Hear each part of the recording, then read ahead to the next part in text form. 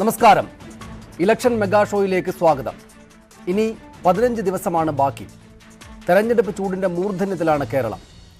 രാഹുൽ ഗാന്ധി കൂടെ ഒരു സ്ഥാനാർത്ഥിയാണ് എന്നതിനാൽ ദേശീയ ശ്രദ്ധയിലുണ്ട് കേരളത്തിലെ തെരഞ്ഞെടുപ്പ് പോരാട്ടം. മുസ്ലിം ലീഗിനെതിരായ ആരോപണങ്ങൾ ഉത്തർപ്രദേശിൽ നിന്ന് പോലും വരുന്നു. അതുണ്ടാക്കുന്ന വാശിയും UDF-നാകെയുണ്ട്. ഇടതുപക്ഷമാകട്ടെ ഇത്തവണത്തേത് ജീവൻ മരണ പോരാട്ടമാണ് എന്ന അത്യധികമായ ഗൗരവത്തിലുമാണ്. ഇക്കാര്യങ്ങൾ കൊണ്ടൊക്കെ അത്രയ്ക്ക് കടുത്തൊരു പോരാട്ടമാണ് ഇത്തവണ. പ്രചാരണവും സ്വാഭാവികമായും ശക്തമാണ്. കടുത്ത പോരാട്ടം നടക്കുന്ന മണ്ഡലങ്ങളിലെ രാഷ്ട്രീയ നിലയാണ് നമ്മൾ ഇന്ന് പരിശോധിക്കുന്നത്. സ്വാഗതം.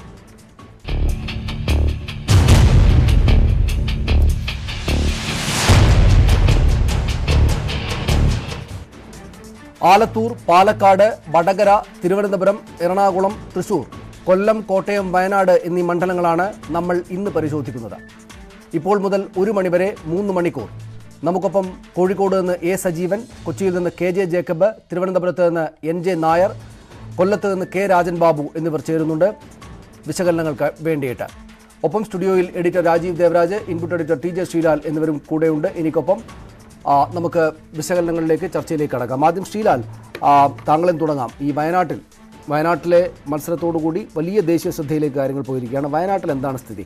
പൊതുവിലൊരു ചിത്രമാണ് വേണ്ടത്. നമുക്ക് വയനാട്ടിലേക്ക് വിശദമായിട്ട് പോകേണ്ടതുണ്ട്. പക്ഷേ വയനാട്ടിൽ താങ്കൾ പോയി വന്നതായതുകൊണ്ട് അവിടെ എത്രത്തോളം ശക്തമാണ് കാര്യങ്ങൾ? ഇടതുപക്ഷം പിന്നോട്ട് നിൽക്കുകയാണോ, അല്ലെങ്കിൽ തെരഞ്ഞെടുപ്പ് പോരാട്ടം എന്ന നിലയ്ക്ക് അവർ ശക്തമായി തന്നെ മുന്നിട്ട് നിൽക്കുകയാണോ? അത് എങ്ങനെ മറ്റു മണ്ഡലങ്ങളെ ബാധിക്കും? സനീഷ്, വയനാട്ടിൽ രാഹുൽ ഗാന്ധി വന്നതോടെ വയനാടിൻ്റെ ചിത്രം തന്നെ മാറിയെന്ന കാര്യത്തിൽ സംശയമില്ല. അത് കേരളത്തിന് ചിത്രം തന്നെ മാറിയിട്ടുണ്ട്. രാഹുൽ ഗാന്ധിയുടെ വരവോടെ ദേശീയ തലത്തിൽ വയനാട് ചർച്ച ചെയ്യപ്പെടുന്നു. വയനാട്ടിലെ പുതിയ ആരോപണങ്ങൾ വയനാടിൻ്റെ പേരിൽ ഉയരുന്നു. വയനാട്ടിൽ വലിയ ഒരു ഇളക്കം ഉണ്ടായിട്ടുണ്ട്.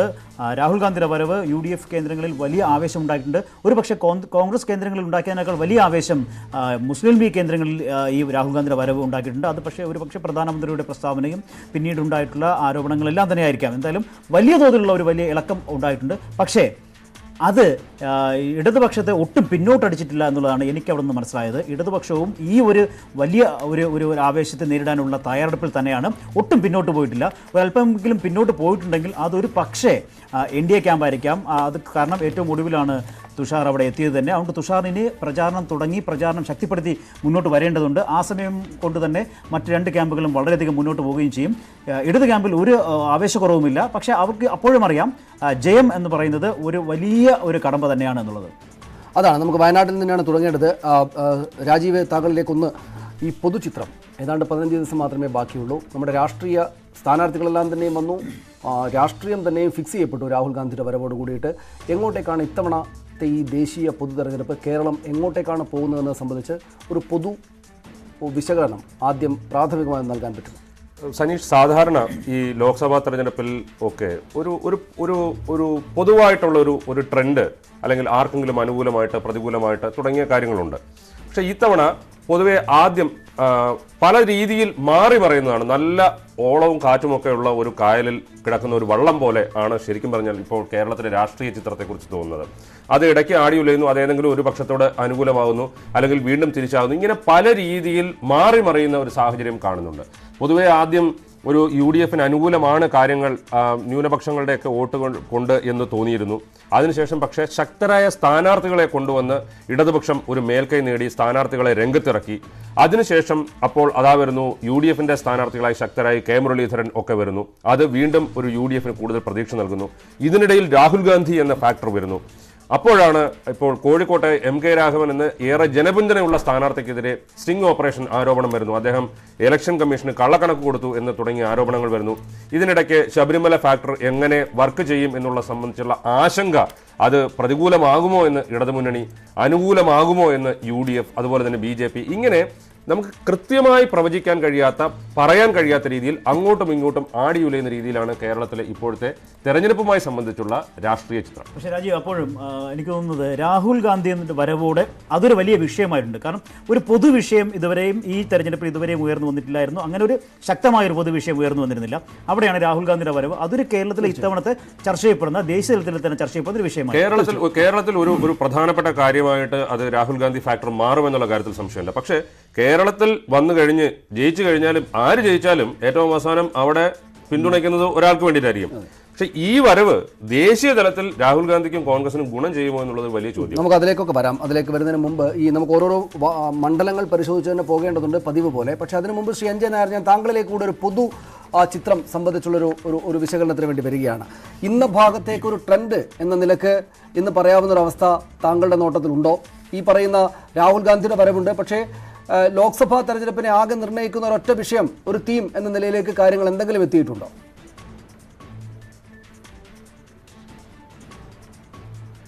രാജീവ് പറഞ്ഞ ഒരു കാര്യത്തിൽ നിന്നാണ് തുടങ്ങേണ്ടത്. കാരണം വ്യക്തമായ ഒരു ട്രെൻഡ് ഇനിയും വന്നിട്ടില്ല.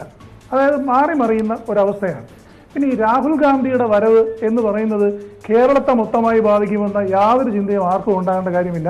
വയനാട് മണ്ഡലത്തിന് തൊട്ടടുത്തുള്ള മണ്ഡലങ്ങളിൽ ഒരു റിപ്പിൾ ഇഫക്റ്റ് ഉണ്ടാകാം, അതിന് മേലെ ഒന്നുമില്ല. പിന്നെ ദേശീയ തലത്തിൽ ചർച്ച ചെയ്യുന്ന വിഷയങ്ങൾ പറയുമ്പോൾ ഇന്ന് BJPയുടെ സ്ഥാപക നേതാക്കളിൽ ഒരാളായ LK അദ്വാനി എഴുതിയ ബ്ലോഗാണ് അതിലേക്കുള്ള ഏറ്റവും വലിയ ചൂണ്ടുപലക.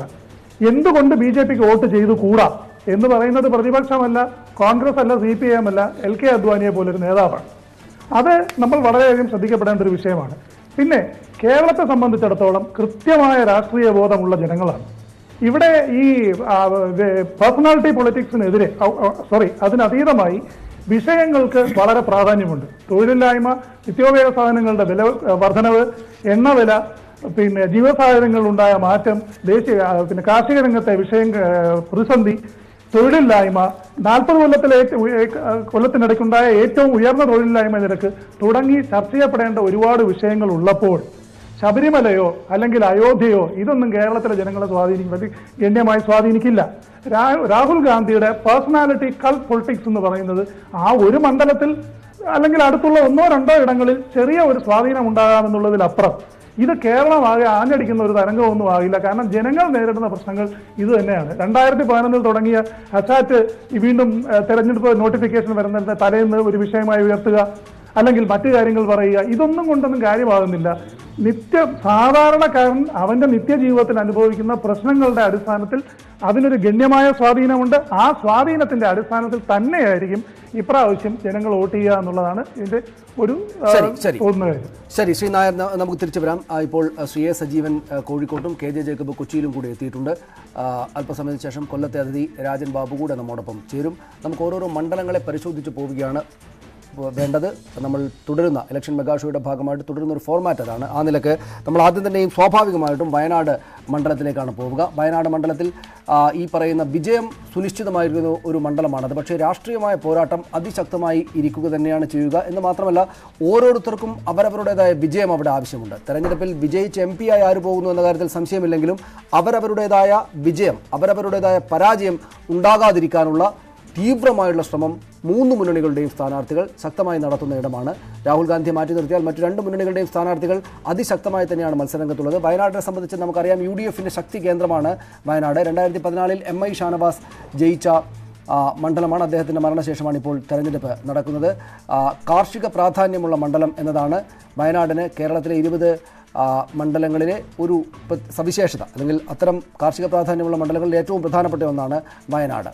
2014 പാർലമെൻറ്റ് തെരഞ്ഞെടുപ്പ് സംബന്ധിച്ച് ഇതായിരുന്നു ചിത്രം. നമുക്കറിയാം, സത്യൻ മൊഗേരിയാണ് CPI സ്ഥാനാർത്ഥി, ഇടതുമുന്നണിയുടെ സ്ഥാനാർത്ഥി. MI ഷാനവാസ് കോൺഗ്രസ് സ്ഥാനാർത്ഥിയായി മത്സരിച്ചു.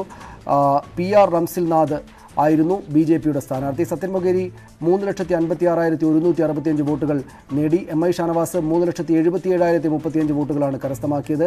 റംസിൽനാഥ് NDAക്ക് വേണ്ടി, BJPക്ക് വേണ്ടി 80,752 വോട്ടുകൾ കരസ്ഥമാക്കി. MI ഷാനവാസിന് തൊട്ടടുത്ത എതിർ സ്ഥാനാർത്ഥി സത്യൻ മൊഗേരിയേക്കാൾ 20,870 വോട്ടുകളുടെ ഭൂരിപക്ഷം ഉണ്ടായിരുന്നു. 20,870 വോട്ടുകളുടെ ഭൂരിപക്ഷമാണ് അദ്ദേഹത്തിനുണ്ടായിരുന്നത്. 2016 നിയമസഭാ തെരഞ്ഞെടുപ്പ് ഭൂരിപക്ഷം കോൺഗ്രസിനായിരുന്നു, UDFനായിരുന്നു. 17,955 വോട്ടുകളുടെ ഭൂരിപക്ഷം വയനാട് മണ്ഡലത്തിൽ നിയമസഭാ തെരഞ്ഞെടുപ്പുകൾ ഉണ്ടായിരുന്നു. മാനന്തവാടി, കൽപ്പറ്റ, സുൽത്താൻ ബത്തേരി, തിരുവമ്പാടി, നിലമ്പൂർ, വണ്ടൂർ, ഏറനാട് 2 ജില്ലകളിലായി ഇത്രയും 7 മണ്ഡലങ്ങളാണ്, നിയമസഭാ മണ്ഡലങ്ങളാണ് അവിടെ ഉള്ളത്. അതിൻ്റെ ചിത്രം നമുക്കറിയാം. ഇതാണ് ആ ചിത്രം. 17,955 വോട്ടുകളുടെ ഭൂരിപക്ഷമായിരുന്നു നിയമസഭാ തെരഞ്ഞെടുപ്പിൽ കോൺഗ്രസിന് ആകെ ഉണ്ടായിരുന്നത്. ഇത്തവണത്തെ ഏറ്റവും പ്രധാനപ്പെട്ട ഒരു കാര്യം, ഇത്തവണത്തേത് രാഹുൽ ഗാന്ധി അവിടെ മത്സരിക്കുന്നു UDFിൻ്റെ സ്ഥാനാർത്ഥിയായി എന്താണ് രാജ്യത്തെ ഏറ്റവും പ്രധാനപ്പെട്ട രാഷ്ട്രീയ വ്യക്തിത്വം മുഖ്യ പ്രതിപക്ഷമായിട്ടുള്ള കോൺഗ്രസ് അവരുടെ സ്ഥാനാർത്ഥിയെ പ്രധാനമന്ത്രി സ്ഥാനാർത്ഥിയായി ഉയർത്തിക്കാട്ടുന്നയാൾ അദ്ദേഹം മത്സരിക്കുന്നു. അദ്ദേഹത്തിനപ്പുറത്ത് CPI നേതാവ് PP സുനീർ മത്സരിക്കുന്നു. തുഷാർ വെള്ളാപ്പള്ളിയാണ് NDAയുടെ സ്ഥാനാർത്ഥി എന്നതാണ് നമ്മൾ കാണേണ്ടത്. രാഹുൽ ഗാന്ധി പ്രധാനമന്ത്രി സ്ഥാനാർത്ഥിയാണ്. താരമൂല്യം ഉള്ള അദ്ദേഹത്തിന് ആ നിലക്കുള്ള താരമൂല്യമുണ്ട്. മണ്ഡലം നൽകുന്ന സുരക്ഷിതത്വം എന്ന കാര്യം അദ്ദേഹത്തിന് അവിടെ ഉണ്ട്. ഇനി CPIയുടെ PP സുനീറിലേക്ക് വന്നാൽ CPIയുടെ യുവനേതാവാണ്. ആ മേഖലയിൽ നല്ല പരിചിതനായ യുവനേതാവാണ് എന്ന കാര്യം നമ്മൾ മനസ്സിൽ വെക്കണം. ന്യൂനപക്ഷ മുഖമാണ്. അവിടെ വയനാട് പോലൊരു മണ്ഡലത്തിൽ മലപ്പുറത്തോട് ചേർന്ന് കിടക്കുന്ന മണ്ഡലങ്ങൾ കൂടെയുള്ള മുസ്ലിം വോട്ടർമാർ നിർണായക സ്വാധീനമായിട്ടുള്ള അവിടെ അദ്ദേഹം ഒരു ന്യൂനപക്ഷ മുഖമാണ് CPIയുടേത്. പിന്നെ മലപ്പുറം മണ്ഡലങ്ങളുടെ സ്വാധീനം സ്വാഭാവികമായിട്ടും ആ മേഖലയിൽ നിന്നുള്ള ആൾ എന്ന നിലക്ക് അദ്ദേഹത്തിന് ഗുണം ചെയ്യും. തുഷാർ വെള്ളാപ്പള്ളിയാണ് NDAയുടെ സ്ഥാനാർത്ഥി. അദ്ദേഹം തൃശ്ശൂരിൽ മത്സരിക്കാൻ നിശ്ചയിച്ചിരുന്നതാണ്. പിന്നീട് പക്ഷേ രാഹുൽ ഗാന്ധി വന്നതോടുകൂടി അങ്ങോട്ട് സ്ഥാനാർത്ഥിത്വം മാറ്റുകയായിരുന്നു. BDJSൻ്റെയും SNDPയുടെയും നേതാവ് വെള്ളാപ്പള്ളി നടേശൻ്റെ മകൻ. അദ്ദേഹം സാമുദായിക പിൻബലമാണ് അദ്ദേഹത്തിൻ്റെ ഏറ്റവും പ്രധാനപ്പെട്ട തുറപ്പിച്ചിട്ട്. ആ മേഖലയിൽ അങ്ങനെ ഒരു കാര്യമുണ്ട്. BJPയുടെ മികച്ച പിന്തുണ അദ്ദേഹത്തിനുണ്ട്. ഇതിൻ്റെ NDAയുടെ കൺവീനറാണ് എന്ന നേതൃപദവി കൂടി അദ്ദേഹത്തിനുള്ള കാര്യം ഓർക്കണം. തെരഞ്ഞെടുപ്പ് സംഘാടനം എന്ന കാര്യത്തിൽ അദ്ദേഹത്തിനാൽ സാധിക്കാവുന്ന ചില കാര്യങ്ങളുണ്ട്. അതുകൊണ്ട് അതുകൂടെ അദ്ദേഹത്തിന് സവിശേഷമായ ഒരു കാര്യമായിട്ട് വരും. ഇത്രയുമാണ് നമ്മൾ വയനാട്ടിൻ്റെ ഒരു സാഹചര്യങ്ങളിലേക്ക് വന്നാൽ കാണാനാവുക. ഈ ശ്രീലാൽ, ഇവിടെ കോൺഗ്രസ് വിജയത്തെക്കുറിച്ച് സംസാരിക്കുക എന്നതല്ല, പക്ഷേ ഇവർ ഈ പറയുന്ന 5 ലക്ഷം വോട്ടുകളുടെ ഭൂരിപക്ഷം, ഈ ഭൂരിപക്ഷം സംബന്ധിച്ചായിരിക്കുമല്ലോ അവിടെ ഈ തെരഞ്ഞെടുപ്പിന് ശേഷം ഉണ്ടാകാവുന്ന ഏറ്റവും പ്രധാനപ്പെട്ട കാര്യം. ഇവർ ഈ പറയുന്നത്രയ്ക്ക് വലിയ വിജയം അദ്ദേഹത്തിന് നേടിക്കൊടുക്കാൻ അവിടുത്തെ കോൺഗ്രസ് സംഘാടന കാര്യങ്ങൾക്ക് പറ്റുമോ, സാധിക്കുമോ? 5 ലക്ഷമെല്ലാം എന്താ പറയുക, കുറച്ചൊരു അതിശയോക്തി നിറഞ്ഞ ഒരു കണക്ക് തന്നെയാണ്. അത്ര മോശമായിട്ടുള്ള ഒരു വിക്കറ്റിലല്ല അവിടെ ഇടതുപക്ഷം നിൽക്കുന്നത് എന്നുള്ള കാര്യം നമ്മൾ മനസ്സിലാക്കുക. അതോടൊപ്പം തന്നെ BJPക്ക് കഴിഞ്ഞ തവണ കിട്ടിയ വോട്ടുകളിൽ ഒട്ടും കുറയാനുള്ള സാധ്യതയില്ല. 80,000-ലധികം വോട്ടുകൾ കഴിഞ്ഞ തവണ BJPക്ക് ലഭിച്ചിരുന്നു. അതിൽ നിന്ന് ഒട്ടും കുറയാനുള്ള സാധ്യത ഇല്ല NDAയുടെ സ്ഥാനാർത്ഥി തുഷാറായി വരുന്നതുകൊണ്ട് തന്നെ. അതുകൊണ്ട് തന്നെ ഇതിൽ നിന്നും അല്ലെങ്കിൽ ഈ രണ്ട് ഇടതുപക്ഷത്തെയും BJPയെയും NDAയും ഒരുപോലെ നിഷ്പ്രഭരാക്കേണ്ടി വരും രാഹുൽ ഗാന്ധിയുടെ വരവ്. അതിനുള്ള സാധ്യതകൾ വളരെ കുറവാണ്. പിന്നെ കഴിഞ്ഞ തവണത്തെ കണക്കുകൾ ഇപ്പോൾ പറയുന്നതിൽ ഒരു അർത്ഥമില്ല. കാരണം രാഹുൽ ഗാന്ധി വന്നു കഴിയുമ്പോൾ കഴിഞ്ഞ തവണത്തെ കണക്കുകൾ സാഹചര്യങ്ങളെല്ലാം മാറി മറിയുന്നു. എങ്കിൽ പോലും നമ്മൾ കഴിഞ്ഞ തവണത്തെ കണക്കുകൾ ഒരു കാര്യം നമ്മൾ നോക്കേണ്ടത്, MA ഷാനവാസ് എന്ന് പറയുന്ന സിറ്റിംഗ് MPക്കെതിരെ വലിയ വികാരം അവിടെ ഉണ്ടായിരുന്നു. അതിനുള്ളൊരു തെളിവായിരുന്നു കഴിഞ്ഞ തവണ നോട്ടയ്ക്ക് 10,000-ലധികം വോട്ട് അവിടെ ലഭിച്ചു എന്നുള്ളത്. അതോടൊപ്പം തന്നെ ആം ആദ്മിക്ക് ലഭിച്ച വോട്ട്, ആം ആദ്മിക്കും നോട്ടയ്ക്കും ലഭിച്ച വോട്ടുകൾ സത്യൻ ബൊഗേരിക്ക് ലഭിച്ചിരുന്നുവെങ്കിൽ ഷാനവാസ് അവിടെ തോറ്റുപോകുമായിരുന്നു. അവിടെ രാഹുൽ ഗാന്ധി അല്ലാതെ മറ്റൊരു നേതാവായിരുന്നുവെങ്കിൽ വലിയൊരു അതിഭീകരമായ ഒരു പോരാട്ടത്തിനുള്ള സാധ്യത ഉണ്ടായിരുന്നുവെങ്കിൽ രാഹുൽ ഗാന്ധി വന്നതോടെ ആ സാഹചര്യങ്ങൾ ഒഴിവായിരിക്കുന്നു. രാഹുൽ ഗാന്ധിക്ക് സുനീറിന് നമ്മൾ പറഞ്ഞിട്ടുള്ള അനുകൂല ഘടകങ്ങളെല്ലാം തന്നെ രാഹുൽ ഗാന്ധിക്കും അനുകൂലമായി വരുന്നു. ഒന്ന്, യുവനേതാവ്. 2, നമ്മൾ പറഞ്ഞതുപോലെ സുനീർ ന്യൂനപക്ഷ മുഖം. ന്യൂനപക്ഷങ്ങളുടെ വോട്ട് ഇത്തവണ രാഹുൽ ഗാന്ധിക്ക് ഒരു വലിയ ശതമാനത്തിൽ വീഴാനുള്ള സാധ്യതകൾ കൂടി വരുന്നു. അതിനുള്ള സഹായം നരേന്ദ്രമോദിയും മറ്റ് BJP ദേശീയ നേതാക്കളും വലിയ തോതിൽ ചെയ്യുന്നുമുണ്ട്. അപ്പോൾ സുനീറിന് അനുകൂലമാകാൻ സാധ്യതയുണ്ടായിരുന്ന ഘടകങ്ങൾ രാഹുൽ ഗാന്ധിക്കും വലിയ തോതിൽ ഗുണകരമായി ഭവിക്കുന്നു എന്നുള്ളതാണ് ഇവിടെ വരേണ്ടത്. അപ്പോൾ 5 ലക്ഷം എത്തില്ല എന്നുള്ളത് ഒരു വലിയ ആവശ്യപ്പെടുന്നത് ഒരു വലിയ അവകാശവാദം ഉന്നയിക്കുക. 20 ജയിക്കുമെന്നാണല്ലോ അവർ പറയുന്നത്. അതുപോലെ കണ്ടാൽ മതി. രാജീവ്, ഇവിടെ ഈ പറയുന്ന CPMനെതിരെ ഞാനൊന്നും പറയില്ല എന്ന് രാഹുൽ ഗാന്ധി രാജ്യം മുഴുവൻ ചർച്ച ചെയ്ത ആ പ്രസ്താവന നടത്തിയത് അവിടെ നിന്നാണ്, വയനാട്ടിൽ നിന്നാണ്. യഥാർത്ഥത്തിൽ അവിടെ മത്സരിക്കുന്ന CPI സ്ഥാനാർത്ഥിയാണ് താനും. CPMൻ്റെ ഒരു നിലപാട് വളരെ പ്രധാനപ്പെട്ടതായിരിക്കുമല്ലോ ആ ഭാഗത്ത്. അതായത് പരമാവധി വോട്ട് സമാഹരിക്കുക. CPIയുടെ സ്ഥാനാർത്ഥിയാണെങ്കിൽ തന്നെ CPM എന്ത് ചെയ്യാനായിരിക്കും ഉദ്ദേശിക്കുക? ഏതായാലും തോൽക്കുന്ന സീറ്റാണ്. അതുകൊണ്ട് മത്സരം വേണ്ടതില്ല എന്നൊരു നിലയിലേക്കൊക്കെ കാര്യങ്ങൾ പോകുമോ? അങ്ങനെ പോകില്ല. എങ്കിലും എത്രയ്ക്ക് ശക്തമായുള്ള നിലപാടായിരിക്കും CPM അവിടെ എടുക്കുക? അത് ഈ ഭൂരിപക്ഷം അവരുദ്ദേശിക്കുന്നിടത്തേക്ക് എത്തിച്ചു കൊടുക്കാനാവുകയില്ല എന്ന നിലയിലേക്ക് തടയാൻ CPMനും CPIക്കും ചേർന്ന് സാധിക്കുമോ? CPM ഈ കാര്യത്തിൽ മത്സരരംഗത്ത് നിന്ന് ഒരു ചുവട് പോലും മുന്നോട്ട് വെക്കുന്ന പ്രശ്നമില്ല. CPMനെ സംബന്ധിച്ചിടത്തോളം അങ്ങനെ എന്തെങ്കിലും സൂചന നൽകിക്കഴിഞ്ഞാൽ അത് BJPക്ക് വലിയൊരു ആയുധം നൽകലാണ്. മറ്റു മണ്ഡലങ്ങളിലെ പ്രവർത്തകരുടെ ഒരു ആത്മവീര്യം കെടുത്തലായിരിക്കും അത്. ഏതെങ്കിലും തരത്തിൽ ഒരു ചെറിയ സൂചന, ഒരു വാക്കുകൊണ്ടോ നോക്കുകൊണ്ടോ രാഹുൽ ഗാന്ധിക്ക് അനുകൂലമായിട്ട്, ഇപ്പോൾ ദേശീയ സാഹചര്യത്തിൽ BJPക്ക് എതിരായിട്ടാണ് കോൺഗ്രസും CPMും CPI എല്ലാം നിൽക്കുന്നത്. ആ ഒരു കാര്യമുണ്ട്. അത് ഒരു പൊതുശത്രു എന്നുള്ള രീതിയിൽ, രാഷ്ട്രീയ ശത്രു എന്നുള്ള രീതിയിൽ BJP മുന്നിൽ നിൽക്കുന്നുണ്ട്. പക്ഷേ അതിനു വേണ്ടിയിട്ട് രാഹുൽ ഗാന്ധിയെ കൈനീട്ടി സ്വീകരിക്കുക എന്നൊരു നയം CPMന് ആലോചിക്കാൻ പോലും കഴിയില്ല.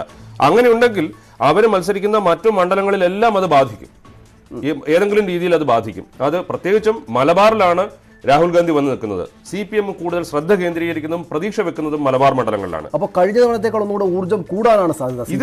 ഇത് രാഹുൽ ഗാന്ധിയുടെ വരവിനെ അത് കൂടുതൽ എതിർക്കാൻ, അല്ലെങ്കിൽ പ്രവർത്തകരിലും ഒക്കെ കൂടുതൽ ഒരു ആത്മവിശ്വാസം നൽകാനും, അല്ലെങ്കിൽ ഒരു തെരഞ്ഞെടുപ്പിൽ ശക്തമായി മുന്നോട്ട് പോകണമെന്ന് സന്ദേശം നൽകാൻ വേണ്ടി ഉപയോഗിക്കുകയാണ് ഇപ്പോൾ CPM ചെയ്യുന്നത്. അതാണ് ശരിയായ സ്ട്രാറ്റജി. അതാണ് CPM-ന്റെ സ്ഥാനാർത്ഥി എന്ന നിലക്ക് തന്നെയായിരിക്കും PP സുനീറിന് മുതൽ പരിഗണിക്കപ്പെടുക. CPM-നെ സംബന്ധിച്ചിടത്തോളം സ്ഥാനാർത്ഥി എന്നല്ല, സ്വന്തം സ്ഥാനാർത്ഥി, ഇടതുപക്ഷത്തിന്റെ സ്വന്തം സ്ഥാനാർത്ഥി എന്നുള്ള രീതിയിൽ തന്നെയാണ് സുനീർ. ഇപ്പോൾ സുനീറിന്റേതായി ആദ്യം വന്ന് സുനീർ പറഞ്ഞതാണോ എന്നറിയില്ല, ഞാൻ രാഹുൽ ഗാന്ധിയെ പാർലമെന്റിൽ വെച്ച് കാണും. അമേഠിയിൽ നിന്ന് രാഹുൽ ഗാന്ധി ജയിച്ചു വരുമ്പോൾ വയനാടിന്റെ MP ആയി ജയിച്ചു പോകുന്ന ഞാൻ അവിടെ വെച്ച് രാഹുൽ ഗാന്ധിയെ കാണും എന്ന രീതിയിൽ ഒരു ഫേസ്ബുക്ക് പോസ്റ്റ് ഉണ്ട്. അപ്പൊ ഞാൻ പറഞ്ഞില്ല, ഒരു തരത്തിലും വിട്ടുകൊടുക്കാൻ, ഇപ്പോ കോൺഗ്രസുമായുള്ള ബന്ധത്തിന്റെ കാര്യത്തിൽ CPM-നേക്കായി കുറച്ചുകൂടി തുറന്ന സമീപനം എടുക്കുന്ന പാർട്ടിയാണ് CPI-ക്ക് വേണമെങ്കിൽ അങ്ങനെ ഒരു തുറന്ന സമീപനം എടുക്കാം. പക്ഷേ അതിനൊന്നും CPI ആയാലും CPM ആയാലും അണുവിട പോലും വിട്ടുകൊടുക്കുന്നില്ല എന്നുള്ളത്. അതാണ് അവർക്ക് ഇപ്പോൾ സ്വീകരിക്കാൻ കഴിയുന്ന നിലപാട്. അതിലേക്ക് ഞാൻ വരാം.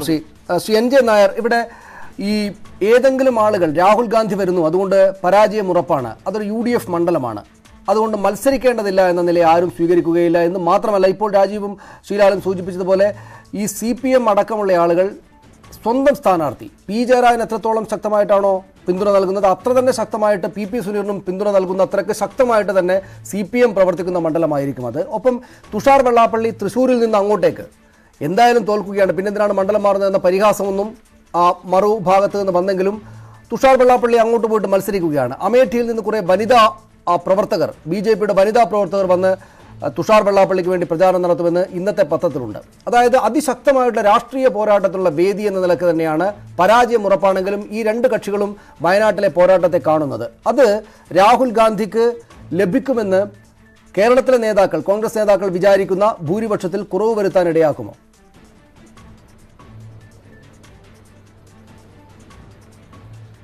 രാജീവ് പറഞ്ഞൊരു കാര്യം വളരെ പ്രസക്തമാണ്. കാരണം CPIM-ൽ ആന്തരിക പ്രശ്നങ്ങളില്ല, LDF-ലും ആന്തരിക പ്രശ്നങ്ങളില്ല.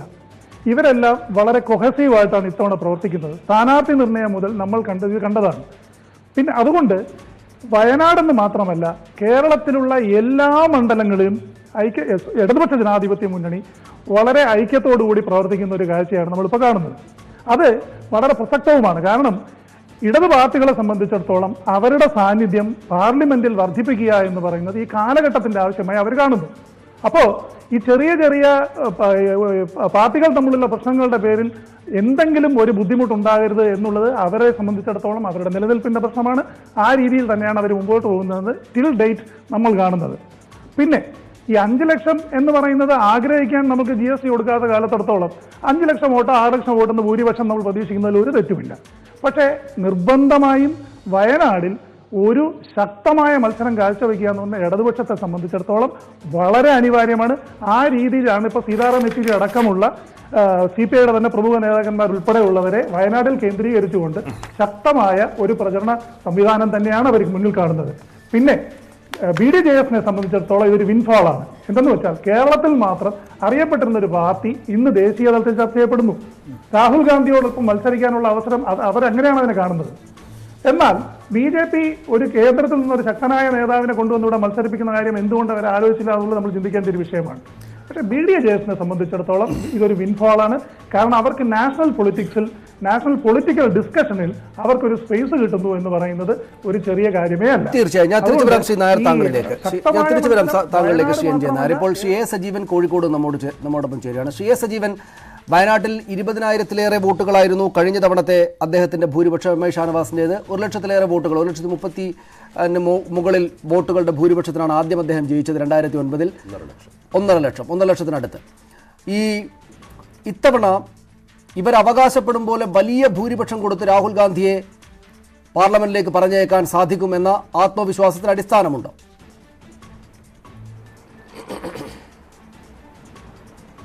അല്ല, രാഹുൽ ഗാന്ധി എന്ന ദേശീയ നേതാവ് മത്സരിക്കുമ്പോൾ സ്വാഭാവികമായിട്ടും കഴിഞ്ഞ തവണ MI ഷാനവാസിന് കിട്ടിയിട്ടുള്ള ഭൂരിപക്ഷം ഒന്നുമല്ല കിട്ടുക എന്നുള്ള കാര്യം എല്ലാവർക്കും അറിയാം. അദ്ദേഹത്തിൻ്റെ വരവ് തന്നെ നമുക്കറിയാം. അദ്ദേഹം ഇവിടെ മത്സരിക്കണമോ വേണ്ടയോ എന്നുള്ളതിനെക്കുറിച്ചുള്ള ഒരു ആശങ്ക നിലനിൽക്കും. അദ്ദേഹം പ്രകടിപ്പിക്കാതിരുന്ന ആ ഘട്ടത്തിൽ പോലും വളരെ വലിയ ആവേശമായിരുന്നു. അദ്ദേഹത്തെ ഇവിടെ കൊണ്ടുവരിക എന്ന് പറയുന്നത് കോൺഗ്രസിനേക്കാൾ കൂടുതൽ താല്പര്യമുണ്ടായിരുന്നത് മുസ്ലിം ലീഗിനാണ്. മുസ്ലിം ലീഗ് ഒരു ദൗത്യം ഏറ്റെടുത്ത് കഴിഞ്ഞാൽ എന്താണ് സംഭവിക്കുക എന്നുള്ള കാര്യം നമ്മൾ വടകരയിൽ 2009 കണ്ടതാണ്. വടകര പിടിച്ചെടുക്കാൻ വേണ്ടിയിട്ട് കോൺഗ്രസിനേക്കാൾ കൂടുതൽ ശക്തമായ ആവശ്യവും ഉന്നയിക്കുകയും അതിനുവേണ്ടി ശക്തമായി നിലനിൽക്കുകയും ചെയ്തിട്ടുള്ള ആ സ്ഥാനാർത്ഥി, അന്നത്തെ സ്ഥാനാർത്ഥിയെ മത്സരിക്കാൻ മടിച്ചിരുന്ന മുല്ലപ്പള്ളി രാമചന്ദ്രനെ നിർബന്ധപൂർവ്വം മത്സര രംഗത്തേക്ക് കൊണ്ടുവരുന്നതിൽ വളരെ കാര്യമായ പ്രവർത്തനം കാഴ്ചവെച്ച പാർട്ടിയാണ് മുസ്ലിം ലീഗ്. അത് അവർ വിജയിപ്പിക്കുകയും ചെയ്തു. ദീർഘകാലമായിട്ട് ഒരിക്കൽ പോലും UDF സ്വപ്നം കാണാൻ കഴിയാത്ത വടകര അവർ പിടിച്ചെടുത്തു. അതേപോലെ അതിനേക്കാൾ കൂടുതൽ ആവേശത്തിലാണ് മുസ്ലിം ലീഗ് ഇവിടെ ഇത്തവണ രാഹുൽ ഗാന്ധിയെ സ്ഥാനാർത്ഥിയാക്കണമെന്ന് പറഞ്ഞു. അവർ മറ്റാരെയും പറഞ്ഞില്ല, ഒരു മുസ്ലിം കാൻഡിഡേറ്റിനെ സ്ഥാനാർത്ഥിയാക്കണം എന്ന് പറഞ്ഞു. ഒന്നും പറയാതെ രാഹുൽ ഗാന്ധി എന്നൊരു ഒരു നിർബന്ധം പൂർണ്ണമായും ഉണ്ടായിരുന്നു മുസ്ലിം ലീഗിന് നേതാക്കന്മാരുടെ ഭാഗത്തുനിന്നായിരുന്നു, പ്രത്യേകിച്ച് പാണക്കാട് തങ്ങളുടെ ഭാഗത്തുനിന്നായിരുന്നു. അപ്പോൾ അതുകൊണ്ട് അവരിത് ഏറ്റെടുത്തിട്ട് അവർക്ക് പരമാവധി വോട്ടുകൾ സമാഹരിച്ച് ഭൂരിപക്ഷം കൂട്ടാൻ, പ്രത്യേകിച്ച് അവർക്ക് വളരെയധികം സ്വാധീനമുള്ള 3 മണ്ഡലങ്ങൾ വണ്ടൂരും നിലമ്പൂരും ഏറനാടും, മലപ്പുറം ജില്ലയിലെ ഈ 3 മണ്ഡലങ്ങൾ ഉൾപ്പെടുന്നതാണ് വയനാട്. ഒരു കാലത്ത് ലീഗിൻ്റെ സ്ഥാനാർത്ഥികൾ നന്നായി ജയിച്ചു വന്നിരുന്ന തിരുവമ്പാടിയുണ്ട്. വയനാട് ജില്ലയിൽ അവർക്ക് 3 സ്ഥലങ്ങളിലും അവർക്ക് കാര്യമായുള്ള ഒരു സ്വാധീനമുണ്ട്. അപ്പോൾ അതുകൊണ്ട് മുസ്ലിം ലീഗിൻ്റെ ഭാഗത്ത് പരമാവധി ശക്തി ഉണ്ടാകുന്നുള്ള കാര്യം സംശയമില്ല. കോൺഗ്രസ്സുകാരുടെ കാര്യം പറയാനില്ല. കാരണം രാഹുൽ ഗാന്ധിക്ക് വോട്ട് ചെയ്യിക്കാനും അവർ ശ്രമിച്ചില്ലെങ്കിൽ പിന്നെ ആർക്ക് വേണ്ടി എന്നൊരു ചോദ്യം ഉണ്ടാകും. അതുകൊണ്ട് കഴിഞ്ഞ തവണ 2014 ഷാനവാസിന് കിട്ടിയ വോട്ടിൻ്റെ ഭൂരിപക്ഷം 20,000-ൻ്റെ ഇത് മാത്രമേ ഉള്ളൂ എന്ന് പറഞ്ഞുകൊണ്ട് കാര്യമില്ല. അത് നേരത്തെ 2009 ഷാനവാസിന് കിട്ടിയ 1,53,000-നേക്കാൾ 59,000-നേക്കാൾ മുകളിലേക്ക് പോകും എന്നുള്ള കാര്യത്തിലും സംശയമില്ല. അതിനുള്ള സാധ്യത വളരെ കൂടുതലാണ്. പക്ഷെ അതേ സമയത്ത് നമ്മൾ തള്ളിക്കളയാൻ പാടില്ലാത്ത ഒരു കാര്യമുണ്ട്. ഞാൻ ഈ തെരഞ്ഞെടുപ്പ് പ്രഖ്യാപനത്തിൻ്റെ രാഹുൽ ഗാന്ധി വരുമോ ഇല്ലയോ എന്നൊക്കെ നമുക്ക് അറിയുന്നതിന് മുമ്പും അതിനുശേഷവും പലതവണ വയനാട് മണ്ഡലത്തിൻ്റെ പല ഭാഗങ്ങളായിട്ട് പോയിട്ടുണ്ട്. അവിടെ കാണാൻ കഴിഞ്ഞൊരു കാര്യം, UDF-ൻ്റെ ഭാഗത്തുനിന്നുള്ള ഒരു ആവേശത്തിൻ്റെ ഇരട്ടിയാണ് അത് സൈലൻ്റ് ആയിട്ടുള്ള ആവേശം എന്ന് പറഞ്ഞാൽ കൃത്യമായ എണ്ണയിട്ട യന്ത്രം പോലെയുള്ള പ്രവർത്തനമാണ് വയനാട്ടിൽ LDF പ്രവർത്തകർ ചെയ്യുന്നത്. നേരത്തെ ചർച്ചയിൽ ഇവിടെ പറഞ്ഞതുപോലെ അദ്ദേഹം ഒരു CPI സ്ഥാനാർത്ഥിയല്ല സുനീർ, തികച്ചും ഒരു LDF സ്ഥാനാർത്ഥിയാണ് എന്ന നിലയിൽ പോലുമല്ല അവിടെയുള്ളൊരു CPM-ൻ്റെ നിലപാട്. അവർ CPM ആണ് അവിടെയുള്ള ഓരോ പ്രവർത്തനവും പൂർണ്ണമായിട്ട് ഏറ്റെടുത്ത് കാര്യങ്ങൾ ചെയ്യുന്നത്. യെച്ചൂരി വരില്ല എന്നൊരു ധാരണ നമ്മൾ വയനാട്ടിലുള്ള സഖാക്കളാണ് ആവശ്യപ്പെട്ടത്. യെച്ചൂരി എത്തിയേ തീരൂ. കാരണം അങ്ങനെ പോലും ഒരു സോഫ്റ്റ് കോർണർ രാഹുൽ ഗാന്ധിയോട് താല്പര്യമുള്ള ഒരാളാണ് യെച്ചൂരി എന്നുള്ള ഒരു തോന്നൽ ഏതെങ്കിലും ഒരു പാർട്ടി പ്രവർത്തകന് ഉണ്ടാവാൻ പാടില്ല, ഒരു പാർട്ടി അനുഭാവിക്ക് ഉണ്ടാവാൻ പാടില്ല എന്ന് വളരെ കർക്കശമായ നിലപാടിലാണ് അവർ യെച്ചൂരിയെ അവിടെ കൊണ്ടുവരാനുള്ള ശ്രമം നടത്തിയത്. അപ്പോൾ വിജയിക്കുകയും ചെയ്തു. അപ്പോൾ വളരെ കൃത്യമായ ഒരു അച്ചടക്കത്തോട് കൂടിയിട്ടുള്ള ഒരു പ്രവർത്തനമാണ് LDF-ൻ്റെ ഭാഗത്തുണ്ട്. അതുകൊണ്ട് ഈ ഭൂരിപക്ഷത്തിൻ്റെ കാര്യത്തിൽ ഒരുപക്ഷെ മലപ്പുറം ജില്ലയിലൊക്കെ പരമാവധി കൂട്ടാൻ കഴിഞ്ഞാൽ പോലും അത് വയനാട് ജില്ലയിൽ എത്രമാത്രം ഉണ്ടാകുമെന്നുള്ള ഒരു പ്രശ്നമുണ്ട്. പ്രത്യേകിച്ച് ലോക് താന്ത്രിക് ജനതാദളിൽ ഇപ്പുറത്തേക്ക് വന്ന ഘട്ടം, CK ജാനുവിനെ പോലുള്ള ഒരാൾ ഇപ്പുറത്തേക്ക് ആദിവാസി മേഖലയിൽ നിന്നുള്ള നല്ല സ്വാധീനമുള്ള ജാനു ഇപ്പുറത്തേക്ക് വന്ന ഘട്ടം, ഇതൊക്കെ ഉള്ളതുകൊണ്ട് നമ്മളങ്ങനെ എഴുതി തള്ളിയിട്ട് 3 ലക്ഷത്തിന് 4 ലക്ഷത്തിനൊക്കെ രാഹുൽ ഗാന്ധി ജയിച്ചു പോകുമെന്നുള്ള ഒരു ധാരണയിലൊന്നും ഇരിക്കുന്നതിൽ കാര്യമില്ല. കാരണം ആ ഒരു ആവേശമുണ്ട്, UDF-ൻ്റെ ഭാഗത്തുള്ള ആവേശമുണ്ട്, ഈ നിഷ്പക്ഷരായിട്ടുള്ള പ്രവർത്തകരുടെ ഭാഗത്തല്ല നിഷ്പക്ഷരായിട്ടുള്ള വോട്ടർമാരുടെ ഭാഗത്തുണ്ടാകുന്ന ആവേശമുണ്ട്, ഒക്കെ ഉണ്ടാവേക്കാം. സ്ത്രീകളുടെ വോട്ടുകൾ കൂടുതൽ കിട്ടാനുള്ള ഒരു തന്ത്രമൊക്കെ ഉണ്ടായേക്കാം. പക്ഷെ എന്നാൽ പോലും അവിടെയുള്ള LDF-ൻ്റെ പ്രവർത്തനത്തെ എനിക്ക് തോന്നുന്നു 19 മണ്ഡലങ്ങളിൽ നിന്നും വ്യത്യസ്തമായിട്ട് അതിനേക്കാൾ കൂടി ആവേശം, ഒരുപക്ഷെ ഇതേ ആവേശം LDF-ന് കടുത്ത രൂപത്തിലുള്ളത് വടകരയിൽ മാത്രമാണ്. അതാണ് ഞാൻ തിരിച്ചു വരാൻ ഞാൻ താങ്കളിലേക്ക് വരാൻ വന്നിട്ട് മറ്റു വിശദാംശങ്ങളിലേക്ക് കൂടെ പോകാം. ശ്രീ KJ ജേക്കബിലേക്ക് ഒന്ന് പോയതിനു ശേഷം, ശ്രീ KJ ജേക്കബ്, അതുപോലെ ഈ രാഹുൽ ഗാന്ധി വന്ന് മത്സരിക്കുന്നു, എല്ലാവർക്കും അറിയാം അദ്ദേഹം അവിടെ വിജയിക്കുമെന്ന് പറയുമ്പോൾ തന്നെയും പക്ഷേ ഏറ്റവും ശക്തമായ പോരാട്ടം നടക്കുന്ന മണ്ഡലം കേരളത്തിൽ ഇപ്പോൾ അതാണ് എന്ന നിലക്ക് വേണം കാര്യങ്ങളെ കാണാൻ. അവിടെ രാഹുൽ ഗാന്ധി എന്നതിനൊപ്പം തന്നെ മുസ്ലിം ലീഗ് എന്ന കാര്യവും ചർച്ച ചെയ്യപ്പെടുന്നു. രാഹുൽ ഗാന്ധി എന്ന പേര് എത്ര തവണ ഉച്ചരിക്കപ്പെടുന്നു അത്ര തന്നെ മുസ്ലിം ലീഗ് എന്ന നാമവും ഉച്ചരിക്കപ്പെടുന്ന സാഹചര്യത്തിലേക്ക് കാര്യങ്ങൾ വന്നിരിക്കുന്നു. മുസ്ലിം ലീഗ് A സജീവൻ ചൂണ്ടിക്കാണിച്ചതുപോലെ അവരുടെ പോരാട്ടമായിട്ട് ഏറ്റെടുത്തിരിക്കുകയാണ്. അപ്പുറത്ത് CPM എന്ന പോലെ ഇപ്പുറത്ത് അവരുടെ പോരാട്ടമായിട്ട് ഏറ്റെടുത്തിരിക്കുകയാണ്, കോൺഗ്രസിനേക്കാൾ കൂടുതലായിട്ട്. അത് ഉത്തർപ്രദേശിൽ നടക്കും അതിന് തുടർ ചലനങ്ങൾ ഉണ്ടാവുകയും ചെയ്യുന്നു. ഇപ്പോഴത്തെ രാഷ്ട്രീയ സാഹചര്യത്തിൽ ന്യൂനപക്ഷ വോട്ട് എന്നത് അതിനിർണായകമായിരിക്കുന്ന ഒരു രാഷ്ട്രീയ സാഹചര്യത്തിൽ രാഹുൽ ഗാന്ധിയും മുസ്ലിം ലീഗും ചേർന്ന് നിന്ന് പോകുന്ന ഈ പോരാട്ടം ഏത് നിലക്കായിരിക്കും ദേശീയ രാഷ്ട്രീയത്തിൽ തന്നെ പ്രതിഫലിക്കുക? ഈ ന്യൂനപക്ഷ വോട്ട് എന്നതിനെ സമാഹരിക്കുന്നതിന് രാഹുൽ ഗാന്ധിയുടെ സാന്നിധ്യം വയനാട്ടിലും പുറത്തും എത്രത്തോളം പ്രധാനപ്പെട്ടതായിരിക്കും?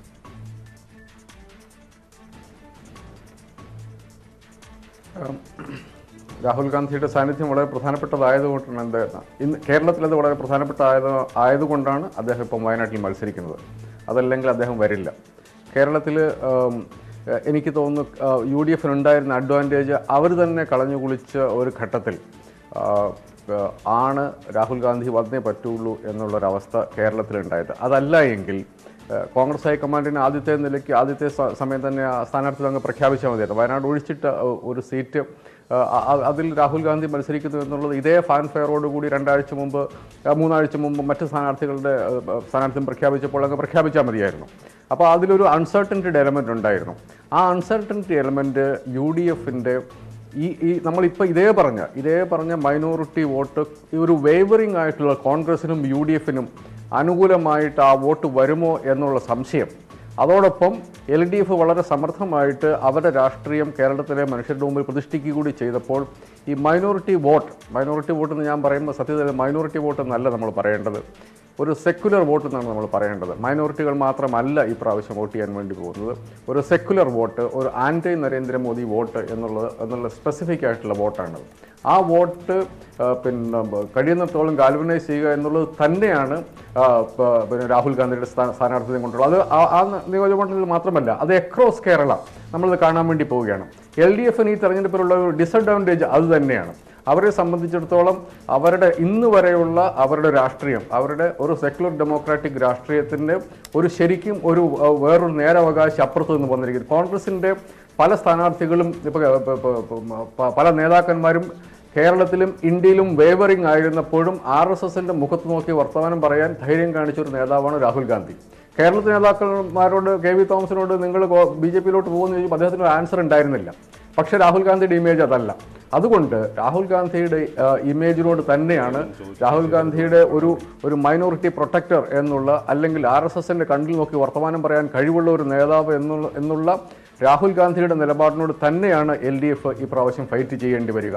ആ ഫൈറ്റ് എത്രത്തോളം ടാക്ടിക്കലായിട്ട് അവർ കൊണ്ടുപോകുന്നു എന്നുള്ളതിനെ ആശ്രയിച്ചിരിക്കും കേരളത്തിൽ ഒരു സീറ്റെങ്കിലും LDF ജയിക്കുക. അത് ജയിക്കാൻ പറ്റില്ല എന്നുള്ളതല്ല. കാരണം LDFനെ സംബന്ധിച്ചിടത്തോളം അവർ കാലാകാലങ്ങളായിട്ട് എടുത്തുള്ള നിലപാടുകളാണ് അവർക്ക് ശക്തിയാകുന്നത്. അത് ഇപ്പോൾ തുടങ്ങിയല്ല. കോൺഗ്രസിനെ സംബന്ധിച്ചിടത്തോളം ചരിത്രം കോൺഗ്രസിൻ്റെ ഭാഗത്തല്ല. മൈനോറിറ്റി സപ്പോർട്ടിൻ്റെ കാര്യത്തിൽ, മൈനോറിറ്റി പ്രൊട്ടക്ഷൻ്റെ കാര്യത്തിൽ കോൺഗ്രസിൻ്റെ നീണ്ട ചരിത്രത്തിൽ വളരെ വലിയ ഗ്യാപ്പുകളുണ്ട്. അത് എത്രത്തോളം ഉപയോഗിക്കാൻ LDFനെ കൊണ്ട് പറ്റും എന്നുള്ളതിനെ അടിസ്ഥാനപ്പെടുത്തിയായിരിക്കും. അതെന്ന് വെച്ചിട്ടുണ്ടെങ്കിൽ ഞാൻ പറയുന്നത് അതൊരു ഗിവൺ അല്ല കേരളത്തിലെ ഫൈറ്റ് എന്നുള്ളതാണ്.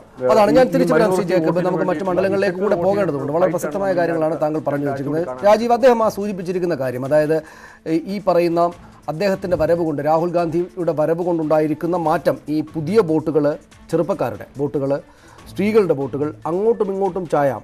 അത് ആ തെരഞ്ഞെടുപ്പ് ദിവസത്തെ വോട്ടെടുപ്പ് ദിവസത്തെ രാവിലത്തെ രാഷ്ട്രീയ സംഭവ വികാസങ്ങൾ കൊണ്ടും മാറിയേക്കാമെന്ന് തോന്നുന്ന ഈ ഫ്ലോട്ടിംഗ് വോട്ടുകൾ, ഇവയൊക്കെ എന്ത് ഫലമാണ് ഉണ്ടാക്കുക? ഈ സ്ത്രീ വോട്ടുകൾ അല്ലെങ്കിൽ പുതിയ വോട്ടർമാർ എന്നുള്ളതിന് അപ്പുറം വയനാട് മണ്ഡലത്തിൻ്റെ ഒരു പ്രത്യേകത, 2008 രൂപീകരിച്ച മണ്ഡലത്തിൽ 2009 ആദ്യ തെരഞ്ഞെടുപ്പ് നടക്കുന്നു.